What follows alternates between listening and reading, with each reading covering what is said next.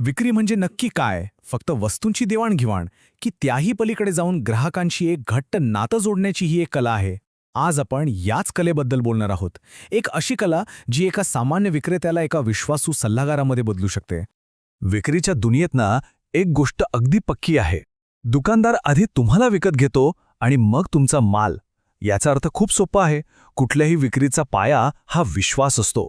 जर दुकानदार तुमच्यावर विश्वास ठेवायला लागला तर तो तुमच्या ब्रँडलाही आपोआपच स्वीकारेल. हे नेहमी लक्षात ठेवायला हवं की वैयक्तिक संबंध हे कोणत्याही मोठ्या ब्रँडपेक्षा जास्त मूल्यवान असतात.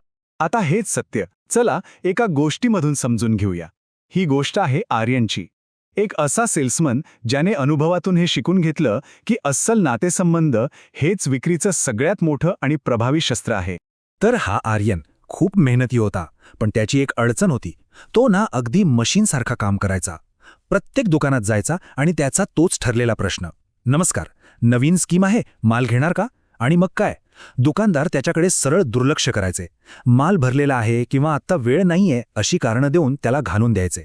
मग इथे एक प्रश्न पडतोच की जर मेहनतच सगळं काही आहे तर मग आर्यन यशस्वी का होत नव्हता?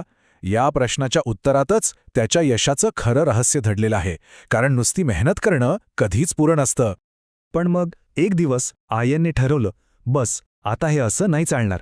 त्याने आपली पद्धतच बदलायचं ठरवलं. तो बाजारातल्या सगळ्यात अवघड समजल्या जाणाऱ्या दुकानदाराकडे गेला. पण यावेळी त्याने एक वेगळीच गोष्ट केली. त्याने आपली सेल्स बॅग उघडलीच नाही. त्याने फक्त एक संवाद सुरू करण्याचा प्रयत्न केला.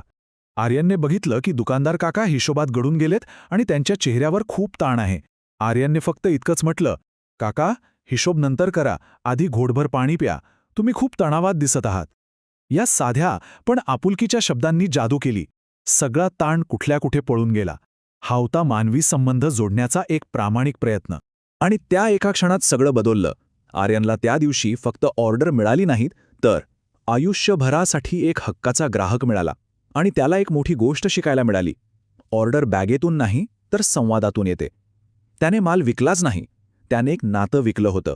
आणि तेच त्याचं खरं यश होतं. तर आर्यनच्या गोष्टीतून आपण एक महत्त्वाचा धडा शिकलो.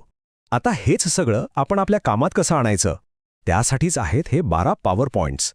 यालाच म्हणतात रिलेशनशिप इंजिनिअरिंग, म्हणजे नाती जोडण्याचं शास्त्र. चला मग पाहूया हे पॉवर पॉइंट्स. चला पहिले 4 मुद्दे पाहूया. हे अगदी बेसिक आहेत पण खूप महत्त्वाचे. सगळ्यात पहिलं, दुकानदाराला आदराने त्याच्या नावाने हाक मारा. याने एक आपलेपणा येतो. दुसरं, आपलं बोलणं सुरू करण्याआधी त्यांचं ऐकून घ्या. त्यांच्या गरजा काय आहेत हे समजून घेणं महत्त्वाचं आहे. तिसरी गोष्ट, जर ते कामात असतील तर योग्य वेळेची वाट पहा. त्यांच्या वेळेचा आदर करा.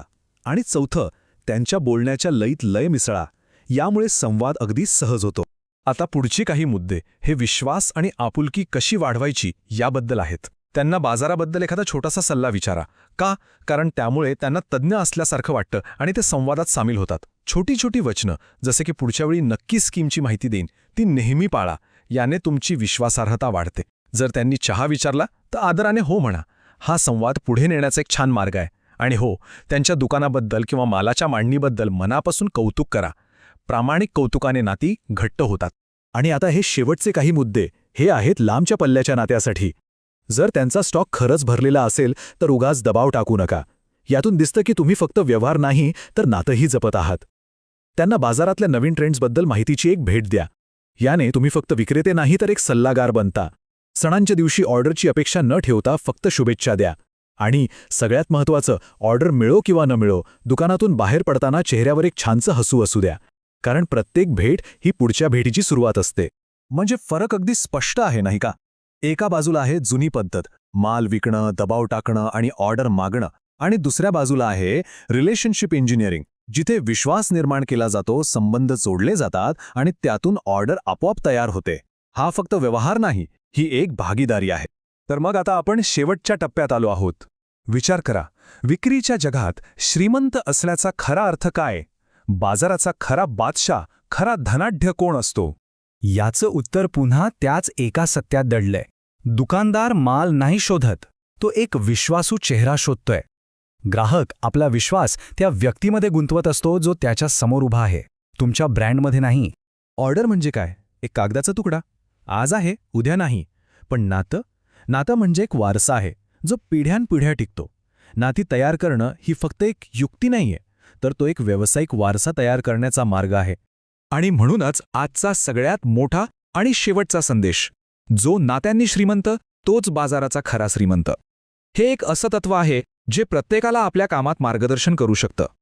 लक्षात ठेवा, माणसं जोडा, विक्री तर आपोआपच होईल.